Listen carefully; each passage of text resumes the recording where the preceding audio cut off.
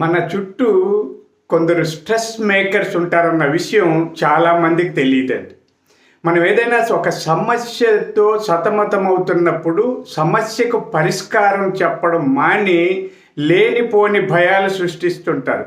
దానికి చిలువలు పలువలు చేసి మనల్ని భయపెడుతుంటారు. అలాంటి వాళ్ళ వల్ల స్ట్రెస్ పెరుగుతుందండి, బాగా పెరుగుతుంది స్ట్రెస్. అలాగే కొంతమంది సానుభూతి పేరుతో లేనిపోనివన్నీ బాధలు చెప్పి మనల్ని కృంగతీసి డిప్రెషన్కు గురి చేస్తుంటారు.